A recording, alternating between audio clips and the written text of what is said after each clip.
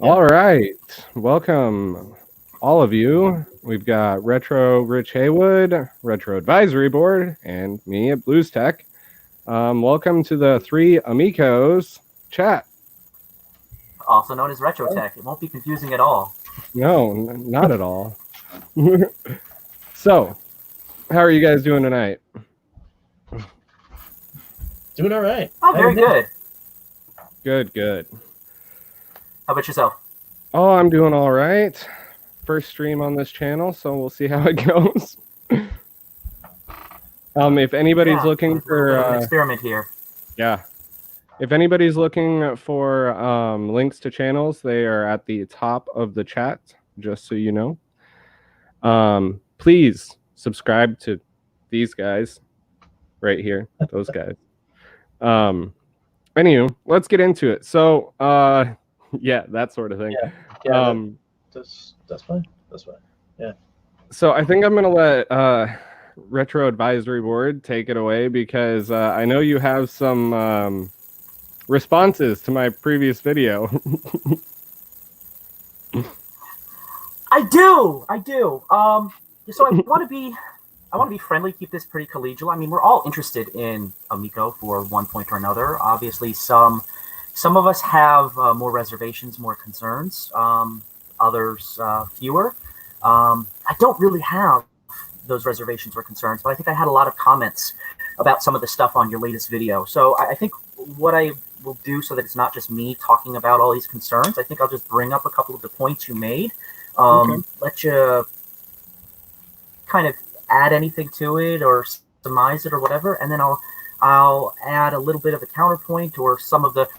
I don't want this to just be like a point and counterpoint, if you know what I mean. Kind of a discussion about an open discussion. Where some of this stuff makes a lot of sense and is something to be, I think, like I could see having a reservation about, and I think some of this stuff to me, I think I just have a different perspective on, so it's less of a concern for me. But everybody has their own kind of angle at where they're coming from this.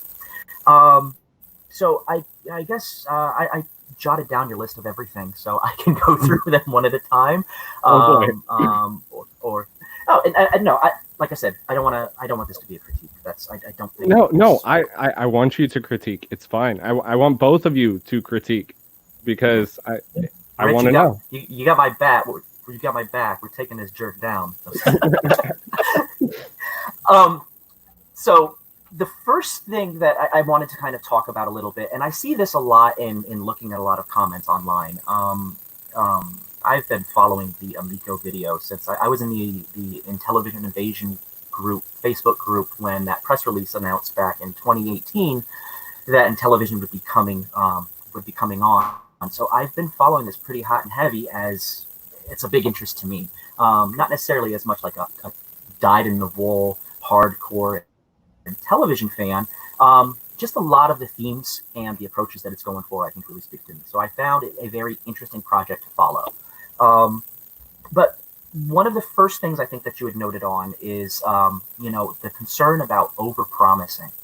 And I think that is always a concern, especially with the transparency. I think some would say lack of transparency. I think Intellivision's been very transparent as far as what we've seen from a CEO and what we've seen from an organization in the build-up to making it a console and in bringing a non-video game entity for all intents and purposes. I know Intellivision was making plug-and-plays. I know Intellivision and Blue Sky Rangers have been active for the last 25 years. And then before that, Intellivision itself was active throughout the 80s into like 91. So they have that history there.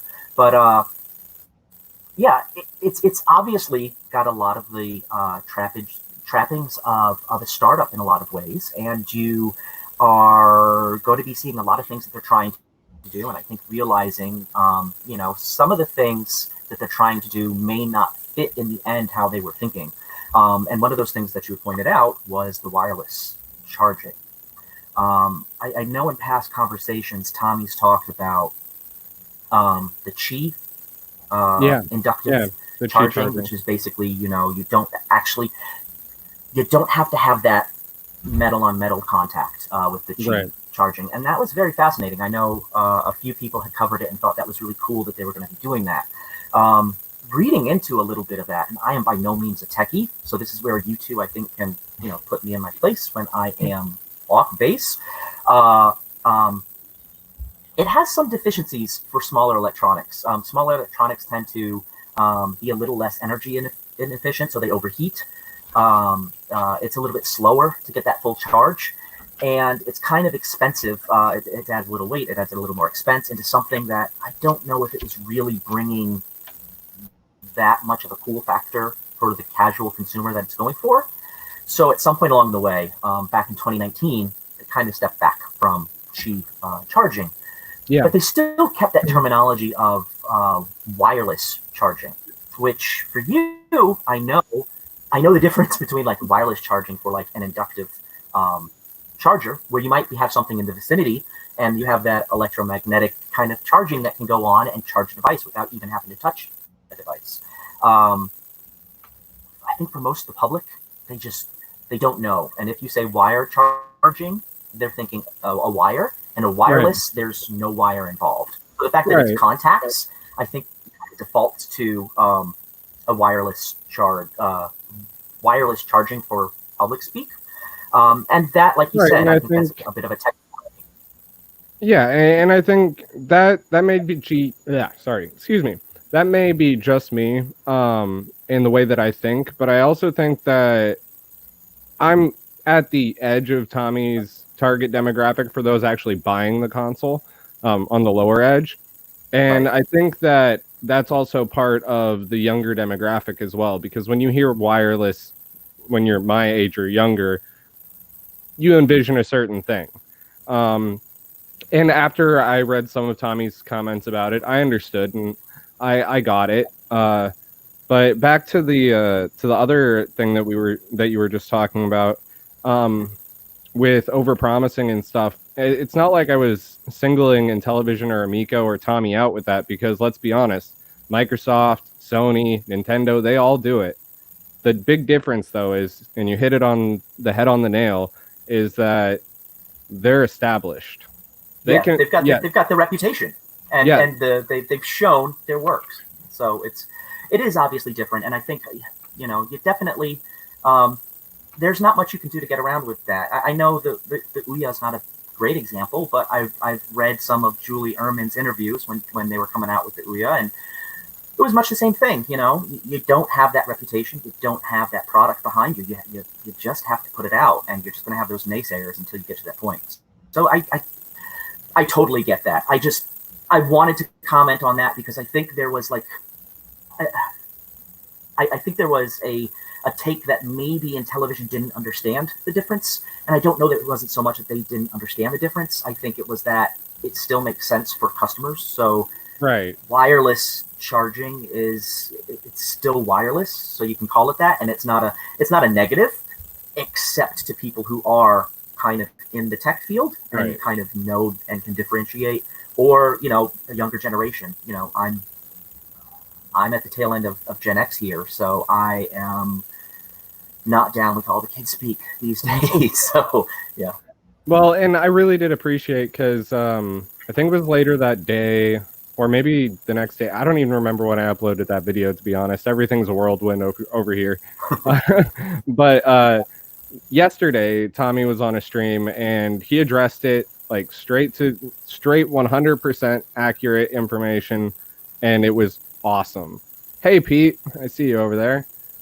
But yeah, he completely addressed the wireless contact charging, and he called it wireless contact charging, which made I got a great big smile on my face when he said that, because it solved all my qualms just by adding the one word. Right. And I'm impressed. My background before COVID was I was the director of strategic initiatives for a mid-sized agency that was working from startup to multinational.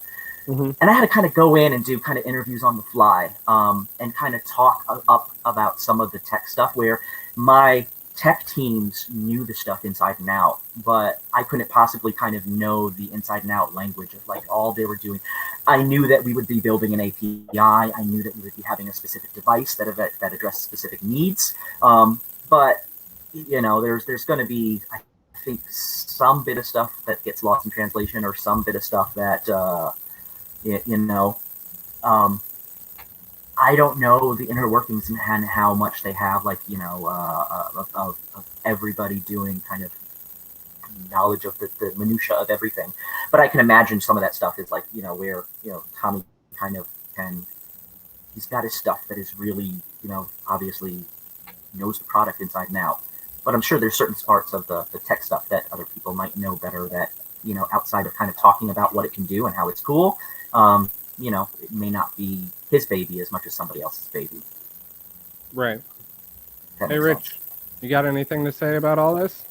Yeah, I mean, so in general, for the whole wireless charging topic, I think what Intellivision's main goal is maybe not necessarily to introduce some cool new technology about interacting with your controllers, but it's all about that simplification of the procedure, right?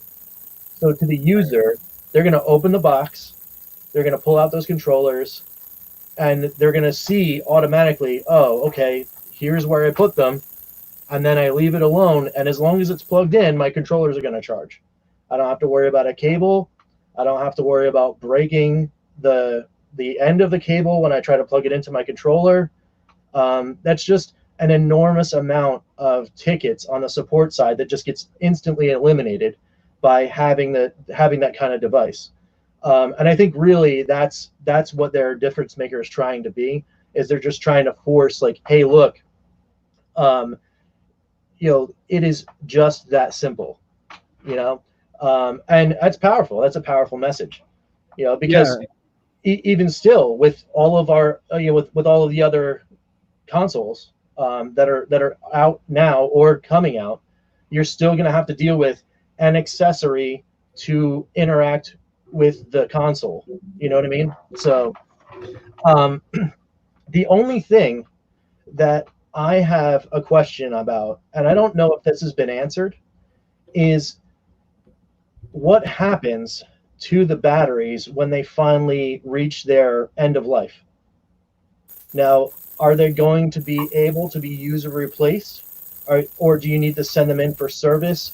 I think it might have been maybe answered somewhere in Atari Age or buried somewhere, but I don't know if that question's been asked yet. But if it hasn't, I mean, I think it kind of was yesterday. I think yesterday on Tommy's stream, he did mention that if the battery's life would go out, that they would need to be replaced. That doesn't necessarily... That's more of an implication than it is a confirmation. Right. So, but, I mean, I know that I could replace it, but sure. I installed a cell phone battery into a AA battery mouse, so right. I'm a little not the average user. Right. Well, and then as a company, you got to make sure that when you put this product out on the store shelves, you know, we all might be able to do that, and all of the regular fan base that's like the hardcore fans, they're all going to be able to do that too. But grandma, you know, like Uncle Jim, like, what are they going to do when it's time to replace the batteries on these controllers? And they're going to go to you. You know, it needs to be made clear. Yeah, they're going to come to us, and we're going to be the computer guy in the family, and we're just going to fix it for free because they expect us to fix it for free, right? Yeah. Right. Well, I look all at it. the time. Yeah, I look at it as no different than with your mobile phones. I mean, there are kits that you can get. We could do that to, you know, replace the phone battery, replace the speaker. But since Intellivision wants to be very mobile adjacent and kind of look at that market, maybe they're advertising and stuff in kiosks and malls. You don't just get your phone fixed. You can just get your, you know, Intellivision Amico battery replaced. Well, Pete says that we should just go buy new controllers. That is the simple answer. That is. And if the controllers aren't $80, Right. It's a disposable price, I think, for most customers. If you're looking at $40, $50 for a 2-pack of controllers with the charger, That's Yeah. we can hit that's that price. reasonable. That's awesome. You Yeah. know, but I mean, Pete also mentioned that you know, there's still people out there using OG PS3 controllers, and they're embedded, rechargeable, non-user replaceable batteries, and they're still rocking too. So, I mean, if they can get a battery like that in those controllers, then yeah, I mean, there's going to be some lifespan for sure. Yeah, and it Yeah. also depends on how users actually use them and how they actually charge them. And that's something I would actually like to bring up with Tommy at some point, is whether or not the Amico chargers have a built-in automatic shutoff and will also let the controller go down a certain amount before it turns the charging back on. Yeah. Because like charging cycles are crucial when it comes to battery life. And if they're just sitting on that charger full blast all the time, ooh, those controller batteries are going to last like a month. Right. Yeah, that's the other Yeah. thing too. The Phoenix Xeno has a good comment here. Just use the second controller. You could also use the phone. So you've got controllers you didn't even know you had. Yeah. Yeah. And according to Pete, they do. Okay, so hey, I don't know all these things yet. That's why I'm bringing them up.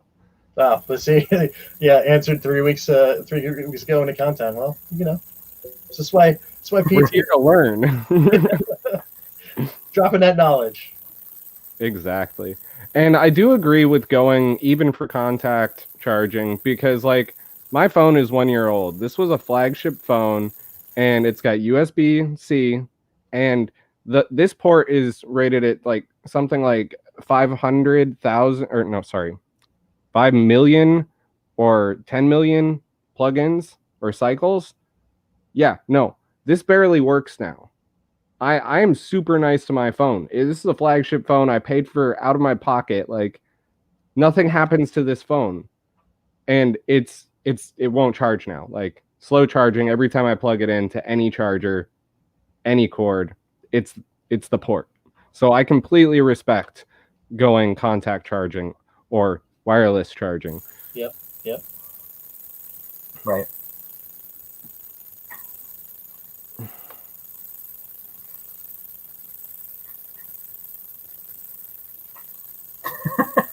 Thanks, Pete.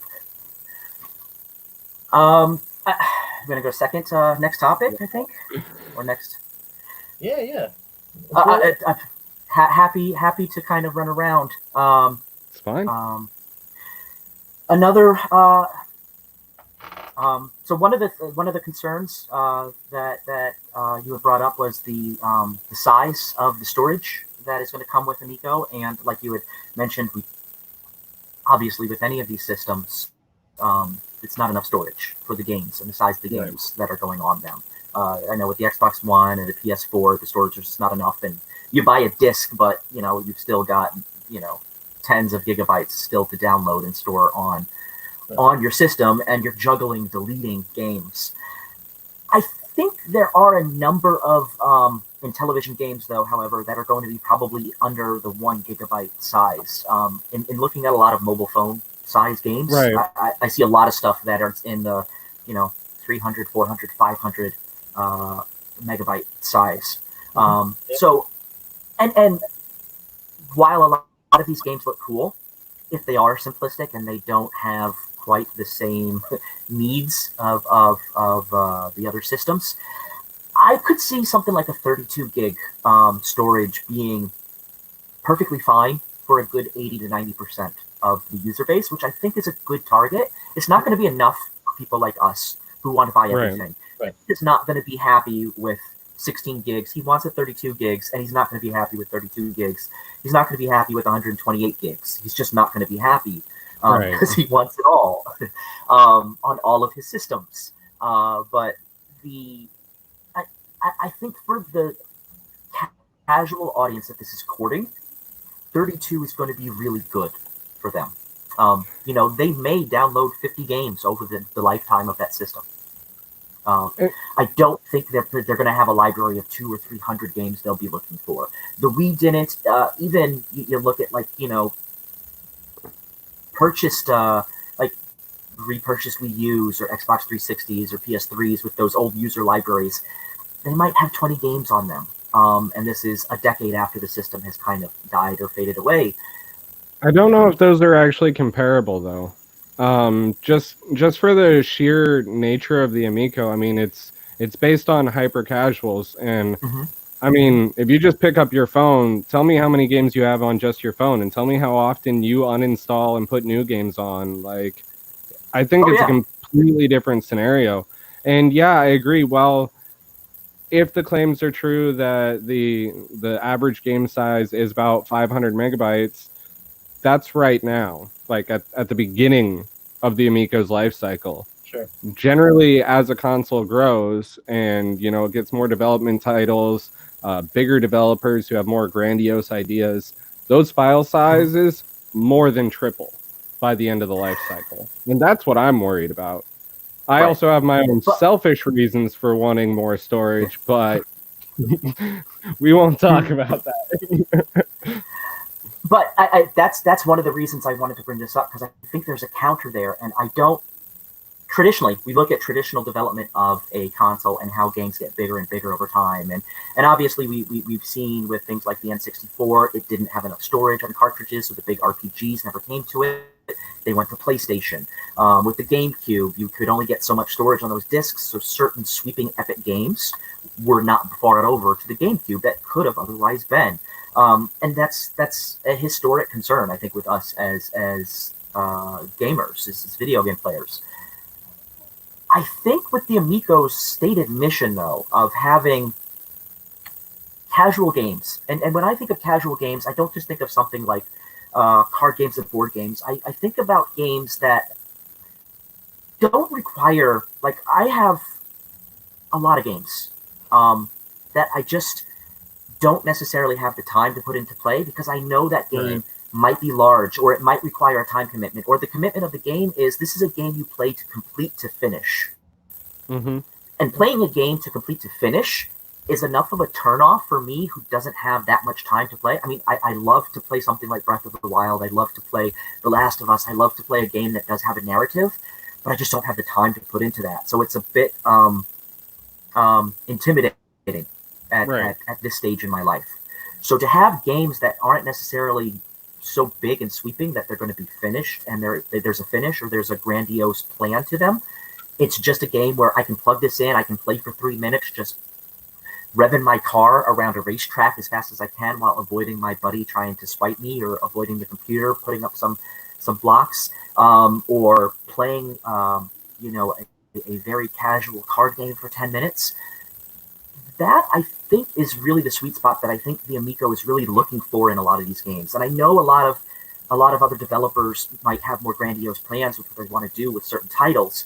I don't know if that is kind of in the cards for what Amico wants to do with its games, because then you might have games that are, you pour 20 hours into this epic quest versus you play this for 5 minutes, and you kind of run into where the Switch is now. You have a very vibrant library, you have a lot of stuff, but some of these games are easy to pick up and play, and you don't have to do anything free to play them. Other games are very intense, and you need to have that time commitment. And to know which is which, or to have that overall kind of view muddled, I think is something that Intellivision is trying to avoid. If that makes sense. Yeah, and I completely understand that. Though on the flip side of that coin, I hope that we don't see just the short term games or the short time games. I hope that we also see a few, not super long, not super complex, but long enough to have, a fun playthrough that could be session to session, not necessarily just one sitting. And I know there are already people sort of adventure, like Cloudy Mountain. Yeah, I could see them doing some of that. I just that's one of my concerns, is that if they do too much like that for someone that doesn't necessarily play a lot of games, you don't know which game is for you, and it's kind of, I think it takes away from some of what they're trying to do. Well, I mean, on the plus side, the games are only $10, so you're out $10 instead of being out 70. Like, there is that. I've made riskier choices on lunch. Right. Well, and also, like Pete was mentioning, Intellivision themselves is acting as that final arbiter or final curator of all the games. So if a developer gets kind of like, I don't know, like how to say it, like too big for their britches, I guess. Then they'll say like, hey, that's an awesome idea. Let's kind of carve this experience out. Maybe you put this one out as part one of a game in a series, and then you have those bite-sized games for those that want to follow those series, and then you have that smaller game come out first, and then a whole bunch of people check it out, they like it, okay, great, they go on, and then you've got the other people that have played that small experience and go, all right, well, this wasn't for me, and then they just go back to whatever other game types they like. So that's another way of kind of like fixing that problem without having one game come out that's gonna like crush your storage. And of course, there is that slot on the back of that thing, so you can just slap a 512 in there, and I don't think you're gonna have a problem after that. Oh yeah, absolutely, and that SD card slot is gonna help me out a lot. Yeah. I mean, yeah, definitely. I can tell you that right now. That's day one. Like, yeah, I get my Amico, I open that box, the 512 goes in, and I'm done. Oh yeah. Yeah. The same. I tend to. I have a lot of internal conflict about the Amico because there's a lot of things that I would love if I could make a perfect system for it to do, that I might take it in a different direction on some things. But I have to kind of bring that back to, no, they're not trying to do something that you, who just loved spending like your entire childhood in like Super Nintendo and Atari and just playing adventure and playing RPGs and doing all of this stuff that you just like, kind of poured all of your time into to kind of rebuild that and reimagine it. There's going to be some of that. But I always kind of have to reel in, I think, what I would like the ideal system to do with what this is, because I think there is some that conflict. And I tend to just, I like to reinforce that with talking to people, because there's a lot of good ideas, and I see a lot of people throwing out good ideas about things they'd like, and I had to think to myself, like, well, how does this fit into them trying to appeal to both a 55-year-old who just plays card games on online poker on his phone, but wants to play some things with his grandchildren, and how does that kind of converge with that audience that they're going for? And it's interesting. I think it kind of forces you a little bit to be into a box that you have to think in, but also kind of think outside of that box about creative ways to make it work. So if we want to talk about me being nitpicky, I find it ironic that the Amico is catered E10, and okay, this is just me in my perception, but we already know that poker is going to be on the console. Yeah. I'm just saying it's an irony in my head. I get it. It's not gambling on the console, but it's still gambling. I don't have a problem with it. It's a funny thing to me. Right. I think like the NES had some games that had, you wager, you don't lose anything, but you wager something in game to kind of take a risk, a game of chance. Obviously, the original Intellivision was packaged with blackjack and poker. But yeah, no, point taken. It's a funny set of rules. But Intellivision, I think they sit on the ESA now, so they get to work with the ESRB to make sure they know what those rules are and what they can put into the system, just like Nintendo or Sega or Microsoft Sega. Yeah, let's not talk about the ESRB or the movie rating industry. We'll be here for like 6 hours. Yeah. So while we're at about halfway to an hour, I want to share something, because in my comments of my last video, there's a certain troll that's been harassing all of the Amico audience and claiming this and that about the Amico's hardware, internal hardware, and I want to disperse that all right now. Busted. I'll be quiet. Hammer. Let's do it. You found my alt account. Okay. So right here, you can see the back of the Intellivision Amico. I screen Skyped this yesterday. This is a Banana Pi M3, which is what is said to be inside the console. First off, do you see any of these ports in this order on this board anywhere? Because they're not. Now, yes, you could wire it that way, but not easily. It would take a complete board remanufacture. Like, it's stupid. If anybody, It defeats the purpose of getting a off-the-shelf board that is cheap, which is, I think, the argument. But yeah, please continue. Right. Exactly. It defeats the entire purpose because, yeah, this is like a $30 to $50 drop-in board. It would be ready. They could just go. Sure. But it's not that board. Anybody who looks at it can see that it's not that board. That's actually the newest console. That was from a stream last night, I believe. Pete. I'm pretty sure that's the one he held up in stream last night. So if it's an old one, then he held up an old one. So my bad.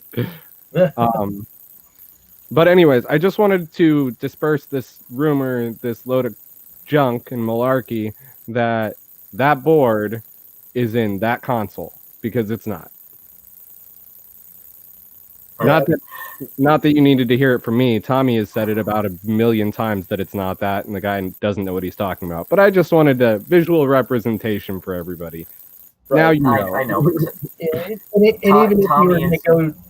even if you were going to go down that road, as I see Dorkalicious here in the chat, even if you were going to get cable extensions and then pin out on that Pi to put in to the board, there's not enough. I mean, there is enough probably space to jam something in there, but why? You know, like why? Like why bother doing all of that just to do that, just to have it in there? It's not efficient, and then at that point, it's also possibly not going to pass. It's probably not going to pass any kind of certification. You know, if you're using pinouts and extra like third party hookups to hook up to that. So I agree with you, BlusTech, that's not going to be something that a certification board would certify for release, because you can't have something like that. You know, and yeah, Rich, you make a good point, and I think, you know, Dorkalicious has added too about like having a Raspberry Pi in an NES case to you know, kind of change out the pinouts as well. Yeah, definitely, you can do that. Yeah, I think I have to question, like, yeah. I know exactly what he's talking about. I would just have to say, like, what does Intellivision gain by trying to hide the fact that there could be a Banana Pi running this a couple of months before it's in people's hands to be able to open up and see it's a Banana Pi? You buy yourself a couple months of. I mean, I'll take devil's advocate. I know that Tommy has specifically said in a previous stream on Review Tech USA, his second stream on Review Tech USA, he specifically said that they were not going to release like what type of processor it was or any of that, because they're not going to, that's not the audience they're catering towards. And that would just open Amico or Intellivision up to scrutiny, because people wouldn't understand that, yeah, it's underpowered. Well, frankly, anybody who knows anything about the Amico already knows that. So tell me anyways, just saying. But saying that it's underpowered, and that's going to have a false and negative impression for the market, and that's going to decrease sales. So I completely understand that. However, on the other side, I don't think he gives the community enough credit, because people are a little more intelligent than that, and I like to give people credit. Maybe I shouldn't, but I like to try. And frankly, I know that there are enough people like me who are my age, who are tech heads, because that's my group, that would far more be happy to know about it and to not like it than not know about it and then not like it. But that's just me. Yeah, I think I could see where it goes both ways. I don't have that faith in the community. There's a tendency towards the lowest common denominator of if you have something that you can tear apart a system. The system isn't built to be a powerhouse. It's not built to compete with the Xbox, with the Series X or the PS5. It's not built to compete with the PS4. It may not even be built to compete with the PS3. It's built to do a different type of thing with its games and do that very well and be able to handle a lot of Bluetooth communication with a lot of controllers with as little lag as possible. It's built to be a party machine, which those other systems weren't necessarily built to be. So it's hard to have those arguments and trust that I think the community is going to understand. I mean, the community very much is tech driven and power driven and spec driven. So I could see where I don't see how it plays into any of Intellivision's strengths to kind of go down that road of this is the tech we're using and this is how it's really cool and this is what it's going to do and give those exact specs. I think like the Nintendo Switch, back when it was still the Project NX, I don't think they released their specs until the end of 2016. Yep. So it was like 3 months before launch. And again, they were an underpowered system, so they kind of understood it's not going to get anybody's nether regions excited. And even like as a tech person, I know going into this that the Amico on a base level will probably have slightly more processing power than say an original PSP. Because that's basically what we're buying here. Okay, we're buying a PSP for all intents and purposes. Now, they have different CPUs, different architectures, different amount of cores and everything, different amount of memory. Amico has way more memory. But performance-wise, in your hand, I bet that's going to be about the area that you're looking at. And that's nothing to be mad about at all. Sure. I would love that. I wish there were other companies out there that were building more economical alternatives to Xbox and PlayStations with something akin to PS2 or PSP or, Wii architecture. Yeah. Yeah. I mean, and to tip the hat to Pete again, I completely agree. And to quote another industry professional, gameplay is king. Mm-hmm. I completely agree with Pete. It doesn't matter what it is. Is it fun?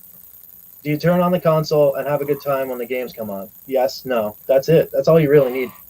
You don't need to be worried about what's in the box as long as you're having fun while you're playing. It's just that simple. And that's why that's a big part of the reason why I'm on board is because when I saw all of those snippets of games in that trailer, and even back in the reveal when there wasn't even a whole lot of gameplay. There was just, like title after title after title. Like, look at all these licenses that we've acquired. They haven't even shown half of those titles yet, but I'm in. Like, I was already in. Like, okay, cool.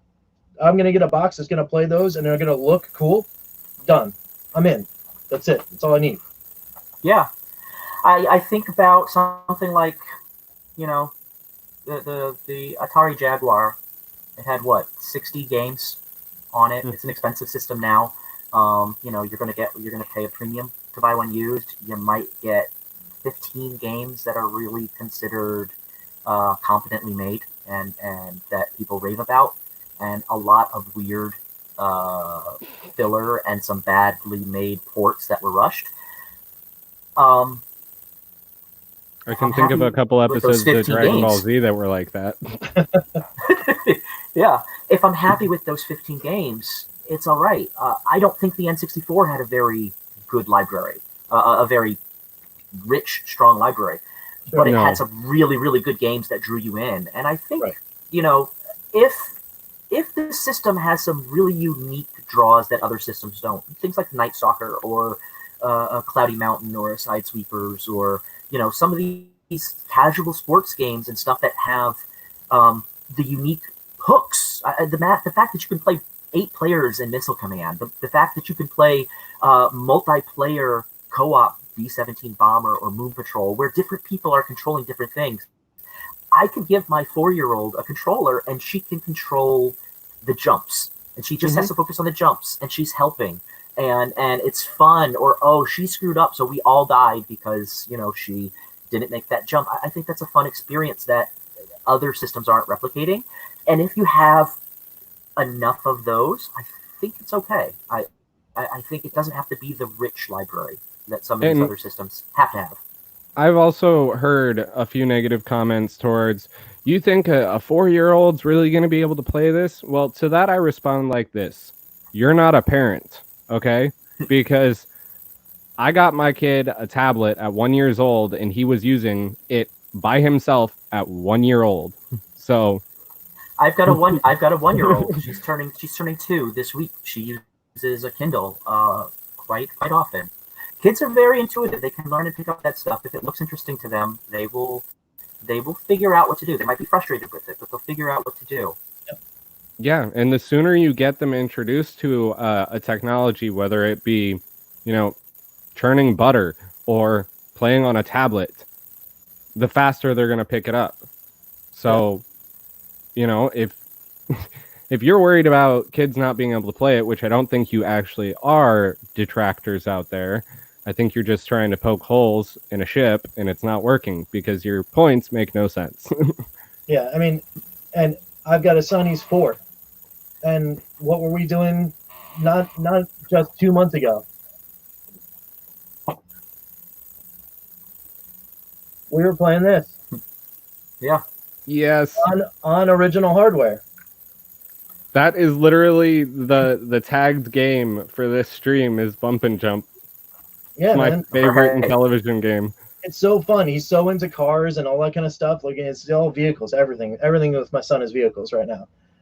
But he saw that game, and it was like his eyes just lit up, and he's like, "What is this? What is this?" I was like, "Here you go, here you go." And we're playing and we're having fun. It's great, you know. And it's gonna get a reimagining on Amico, so I just can't wait to see what he says about that. I mean, it's gonna look better. It's gonna play better. You know, it'll be tighter because they got enough time to revamp all that stuff. I just can't wait. Yeah, it's gonna be awesome. I can't wait either. Can I chime in real quick? Absolutely. Dirkalicious has a comment about Tommy saying kids don't play games at 4 years of age. He actually is the one that's putting out the stats out there about the number of families out there that have children ages 3 to 7, 3 to 8. In the U.S., in Europe, in North America. I think this is their target. This is what they're going for. They understand. I think that 3-year-olds and 4-year-olds play games.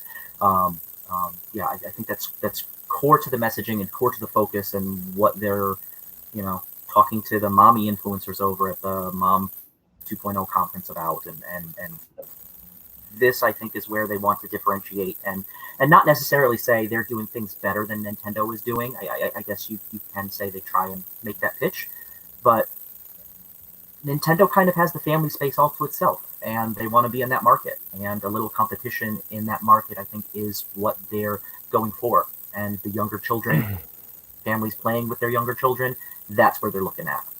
Yep, yeah. Nintendo is very friendly, family friendly with their rape games. Mm-hmm.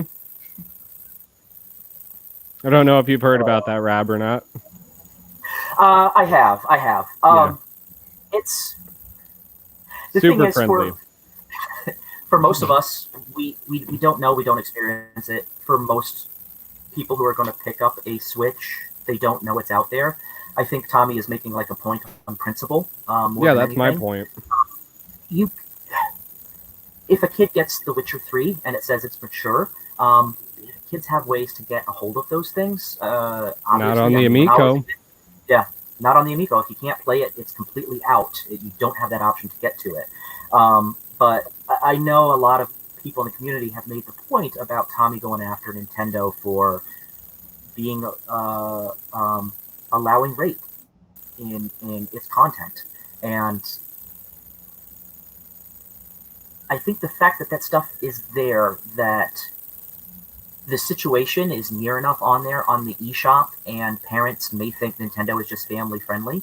And I know the response to that is just set up parental controls, but I think the number of people who set up parental controls, parents who set up parental controls, is something like 20%.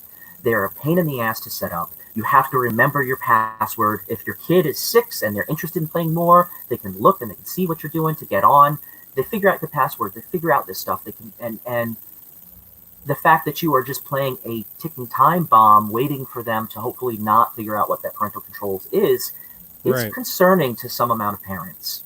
And I think the fact that there's a product out there that says, you know what, we're just going to take any of that out of the picture. You don't have to worry about that. You don't have to worry about parental controls. You don't have to worry about looking up these games online to see what they're about, to watch a YouTube video on every game your kid asks you about to see if it's okay. If you know something is safe, I think it is it's a smart marketing strategy, because as a parent, you're tired, you're exhausted. I don't have the time to research everything that my kid will play and find on the Amazon Kindle. And sometimes she's playing a game and it's doing some weird stuff, and I look over and she's playing some Korean game where it's like it's you know, smacking kids suggestively, and she's like chopping off limbs of pets as some sort of doctor and operating on them. I'm like, this is not what I thought she'd be playing when I gave my kid a kid version safe Amazon Kindle. So, yeah, and I'd like to respond to Dorkalicious here. Yeah, I'm really going there 100%, because this is just on the US Nintendo market, okay? I challenge you, go get a VPN, hop on your Switch, and VPN to Japan, and then hop on the Nintendo's market. Because what we're talking about right here, this is just the North American market. Hop on the Japanese market and see what's really on there, because it's way more extravagant than what we're talking about right here. So yeah, we're really going there. Sorry, bud. Well, and if I can hop in a little bit, the whole read on the extreme content thing is, in my opinion, it's getting conflated.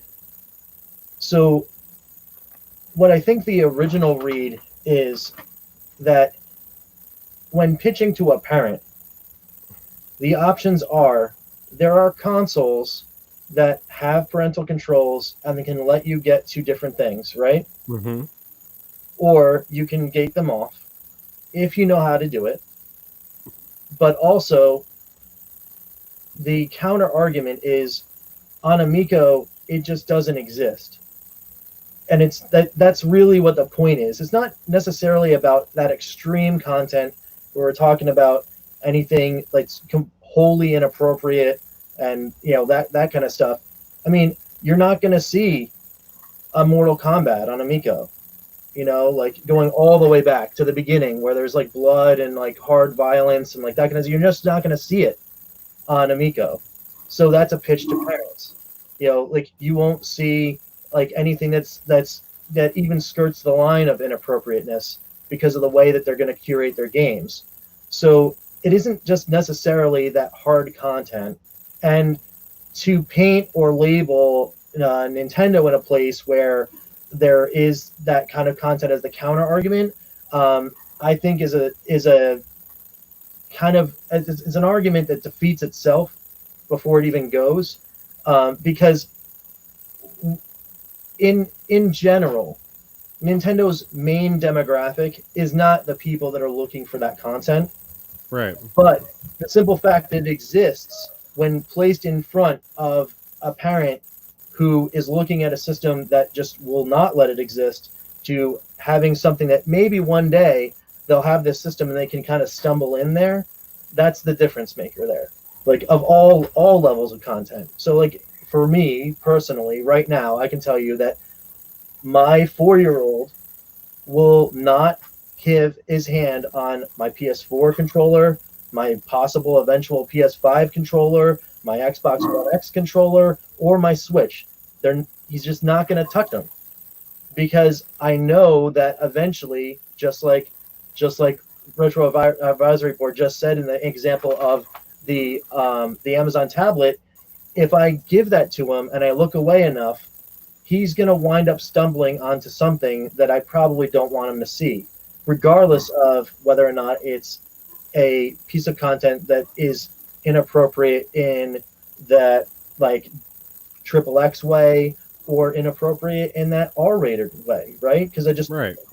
I'm a parent that I just don't want him to see that, you know. And there are other parents. Hey, parent the way you want to parent. That's fine.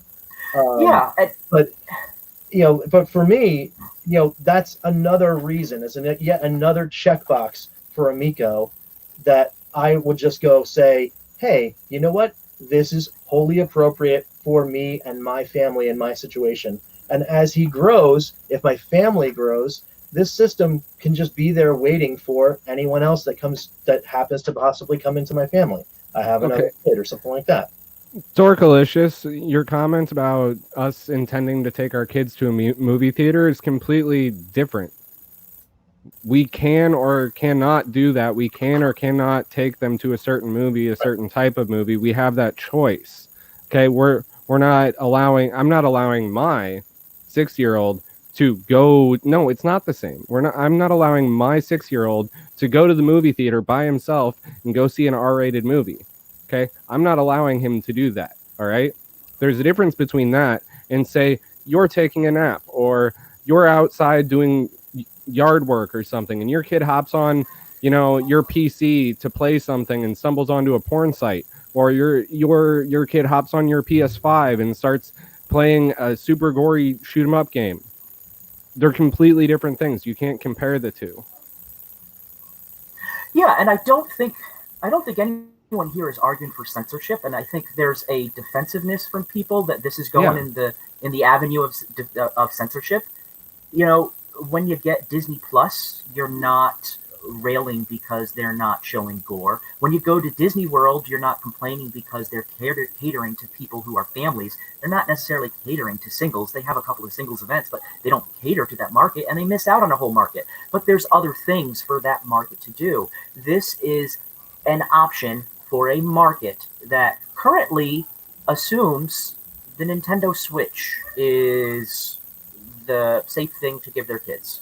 Right. And it's not. Tommy's pointing out it's not necessarily as safe as you think it is. And I think a lot of people who are parents who have made the mistake of giving a kid a tablet for too long, or thinking that what they put on was perfectly fine, or letting them watch something and seeing some app, seeing some advertisement for a strip poker game or something on a completely I give my child a Qbert app. I can't pay for this app. It's a free game, but it has advertisements, and it has rub away the clothing to reveal, the French maid or this well-hung fireman. And I'm like, I just want my daughter to be able to play Qbert like I used to play, right. And you don't even have that option. It's kind of baked into a lot of those systems. It's baked into a lot of those places. So to be able to build an environment that you can say, you know what, as a parent, you don't even have to worry about it. That's an option. It's not censorship. It's not taking away anything from anybody. Because you don't have to buy it. I think there should be 5 other systems like Amico that have just the strictly porn system. Just create it so that we can have our kinky hentai games if that's what we want. It's fine. There could be a market for weird niche things, and I'm not trying to say this is weird niche. There could be a market for anything. This in Amico's case is a market for something that is explicitly family friendly, and I don't think that's censorship. And I'm sorry, I know you wanted to jump in. No, I completely agree with you. It is absolutely not censorship whatsoever. Censorship is saying blanket, you cannot make this, you cannot do this, it's not allowed, okay? You can't play rock and roll. No, that's not what anyone is saying. What we're saying is you can't do it here on this console that you don't own the rights to. You don't get to make that content for this console, period. Right. You don't own the rights to it. You have no say in what goes on the console and what doesn't. So there you go. Yeah, exactly. Bully Daddy, I get paid in ice cream rides, Ferrari rides for ice cream. Just nice.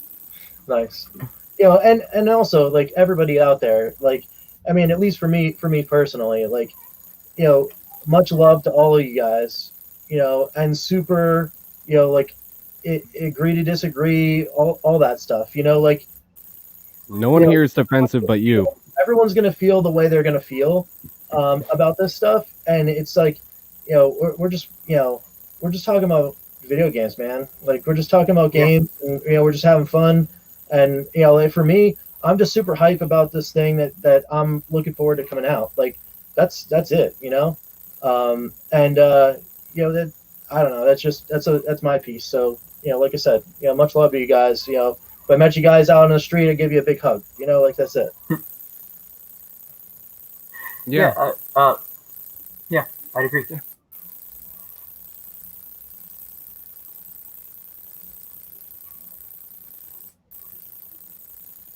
No, Bully Daddy, I did not have an off-screen talk with Tommy yet. That's still yet to happen.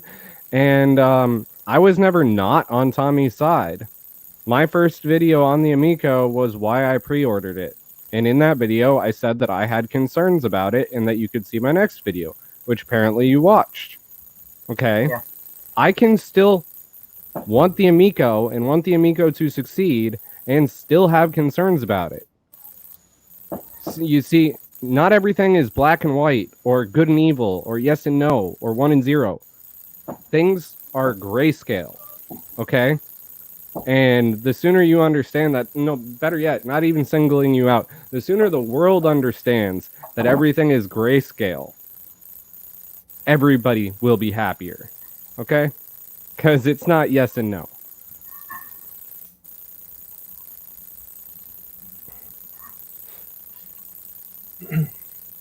Anyone else got a topic? No,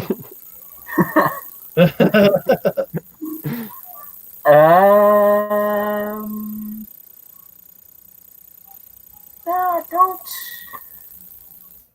think there was anything else that was pressing. Rich, how about you? I mean, I'm good for right now. We're coming up to a solid hour. It's pretty good times. Pretty good. I think we're good. Yeah, we could do if you want to do a roundup or whatever. Well, if you've got a couple of seconds, do you guys want to look at some screenshots comparing the PS5 to the PS4? Sure. Yeah, sure. Real quick though. Okay. Grumpy Old Guy Gaming says, "How about edutainment games for Amico?" I don't think there might be a person that is in the kind of Amico camp, looking forward to the Amico, that might be more excited about edutainment games than me, because I think that there might be a missing vertical that people aren't seeing yet, and if they can make the right deals, it could be something that's really really really cool in the actual education space. So I'm very right much looking forward to that edutainment press release that's coming out. I think they should say it was was it Thursday or something like that, or yeah. So it was supposed to come out soon, but yeah, I'm really looking forward to that for sure. Absolutely. But okay. Yeah, if we want to get techie in here, yeah, that'd be cool. Look at some PS4, PS5 specs. They're not specs actually. It's going to be comparison shots from gameplay. Okay, cool. Yeah. Nothing moving because, yeah, StreamYard's not that friendly. I hear you. Okay, now that Rab's back, we'll switch over. Okay, so there's our first shot. Got this is Gran Turismo. Yep. Also, keep in mind before we go any further, not a single one of the games in this or that has been released in any gameplay footage is a next-gen game. None of them are made with next-gen engines. These are all still utilizing engines like UE4. It's still all stuff that could have been played on the PS4 or the Xbox One X. Okay. So what do you guys think about the difference between these two graphics-wise? In a screenshot itself, in my opinion, seems a little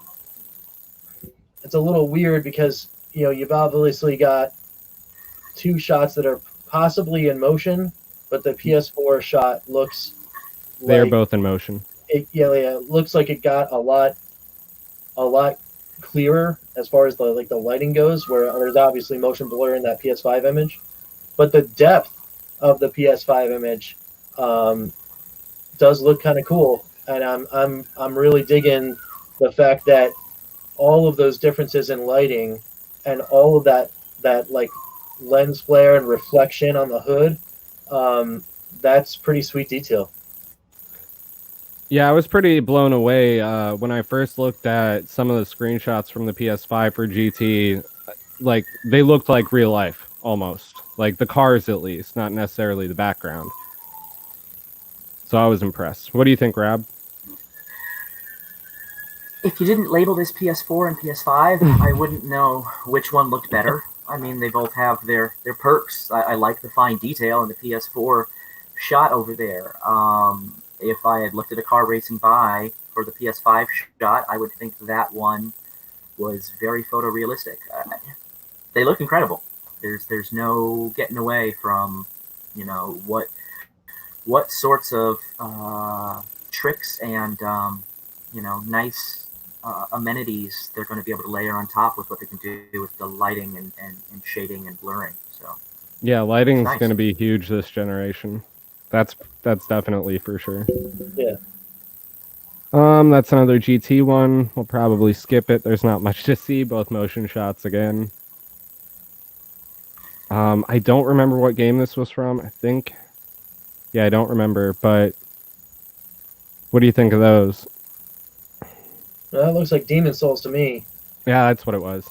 I have them labeled, but I don't have my labels pulled up right now. Yeah. I mean, again, there's a lot. There's more.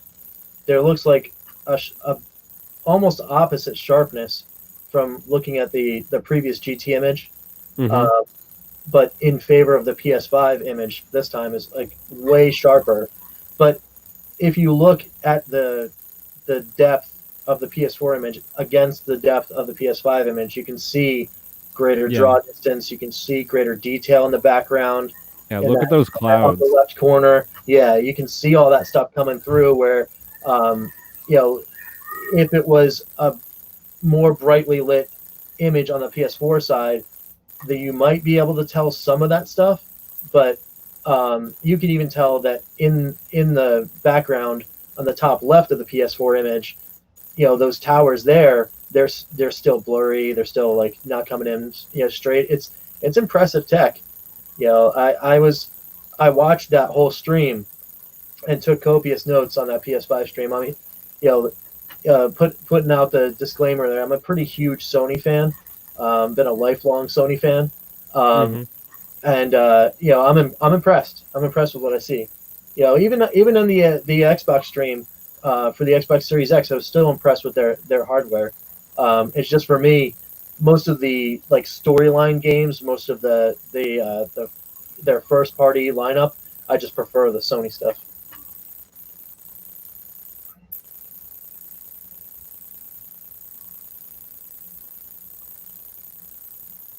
But yeah, looking real good. Anything to I say on have this no one? comment here. It looks to me like the PS5 image. I'm there. It's visually what my eyes, I believe, would see if I was there. Whereas the PS4, it looks like the photo I took, and coming back to look at it, certain objects weren't captured as well by that photo. So there's definitely a nice image. But Rich was saying much more meaningful things than I'm going to come up with between the pairing here.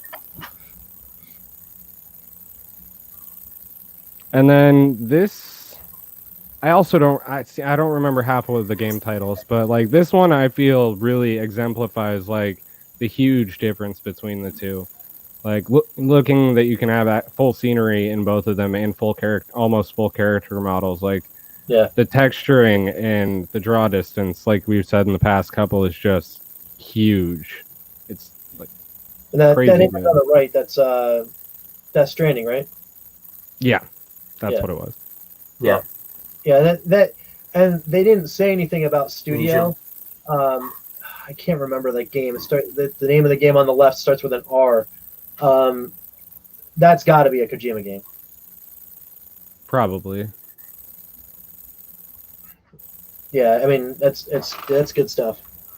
And this is the one that really caught my eye first for like the true like depth and detail and difference. Yeah. Like you go from like the PS4 where everything's mostly lifelike, but you still got that like hint of like you're looking at a clay model type of thing. And then you look at the PS5, the eye is huge for me, and the skin texturing and the detail. Like you can see her pores around her eyebrow. It's crazy. Yeah, it's cool. The level of detail they're able to get now is awesome. And I really like the realistic lighting effects, like bouncing off irises and stuff like that. That's a level of photorealism. By the time we get to the end of this generation, I mean, I know they talk about Uncanny Valley. Like things are going to be looking pretty crazy towards the end of this generation, I'm sure. Yeah, and I mean, to put it in perspective, even with the processing power of the graphical processing power of the Xbox Series X, that is only going to have a quarter of the GPU compute power that it needs to have enough, or that it's going to need in order to be able to do photorealistic real-time renders. Yeah. And like that's the crazy part, because we're more than quadrupling every generation. So by the end of this generation, maybe the beginning of next generation, when the next gen console comes out after this one, we might actually see photorealistic gameplay. Yeah. That'll be something. Yeah, that'll be crazy. And to answer Le Pioneer's question in the chat. I was going to go after that one. Go for it. Oh, you were? All right. Well, here, I'll just throw mine out real quick. This one? And it just goes back, in my opinion, it just goes straight back to gameplay is king, my friend. Like, is it worth spending $500 more? As long as the games are fun, man. That's it. That's all I got to say about that. Yeah, and for me, like... Yeah, exactly. I mean... Yeah, I'm all about immersion. So, like, the more you can make me feel like I'm there, that's better gameplay for me. Yeah, and I rarely have a very immersive experience in a game. So, I mean, when I do, if it's anywhere near immersion, if it looks like the PS4, if it looks like the PS3, I'm head over heels happy about the aesthetic. So as we get to this point, we're at like 92% photorealistic, 95% photorealistic. It's prettier. It's prettier. It's not something I would spend $500 more for. But that doesn't mean there's not a lot of people that would.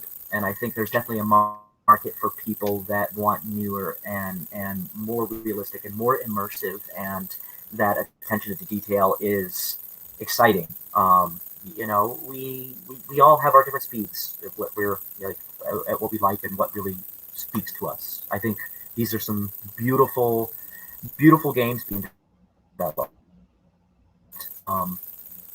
I thought the same thing with PS4 and PS3. I think going back to PS2, there's still some polygonal, some chunkiness going on, but yeah, it's marching in a good direction. I'm just happy that there are players like Amico coming on board. Because I mean, while I'm huge, all things graphical fidelity. If you watch any of my videos or any of my play logs where I play through older games, I'm talking about graphical fidelity all the time. That being said, I'm still buying the Amico. Right. So, and I don't know, for me, it's not even about the next-gen consoles, because I've got this. I don't need a next-gen console. This will outlast those next-gen consoles. Yeah.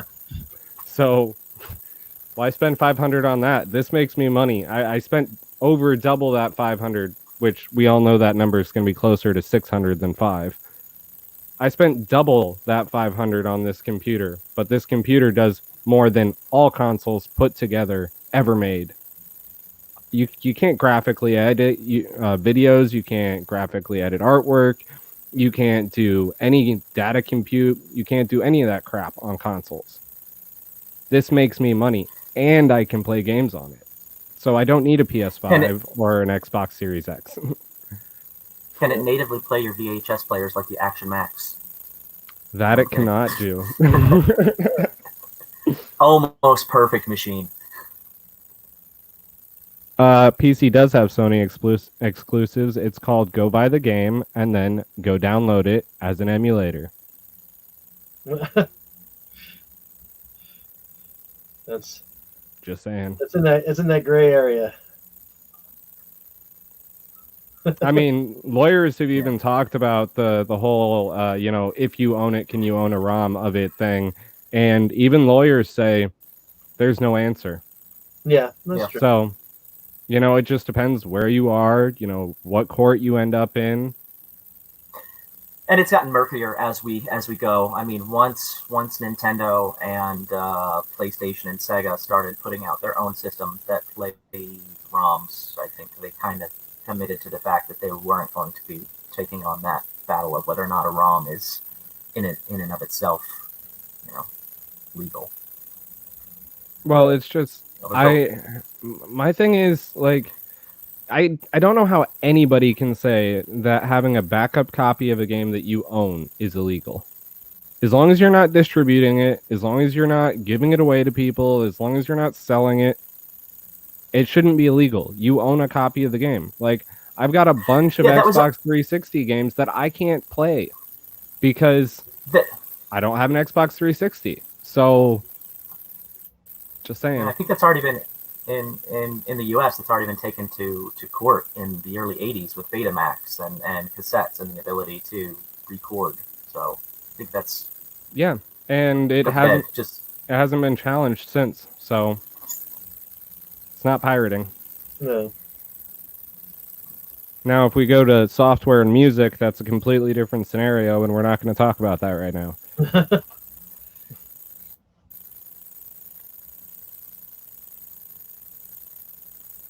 So, to sum up, I can't wait for Ratchet and Clank. I have to say, I've been a Ratchet and Clank fan since the first time I played it as a kid, and I can't go back. Ratchet and Clank and Ape Escape.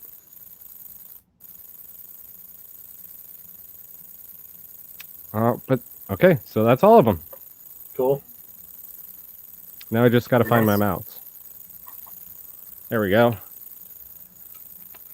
So, you guys want to wrap it up then? Hour and 12 minutes? That's pretty good. Yeah, that sounds great. I think so. Yeah. All right. Well, thanks for coming out, everybody. I appreciate you coming. Please make sure you go over and subscribe right there and right there, both of them. Their links will be in the description when the video is posted. They actually should be there now. They are there right now, so you can just go down there and check. Other than that, thanks for showing up. Good conversation, good debates in chat, and have a great day. Yeah, awesome. Yeah, thanks for having me. Thanks, guys.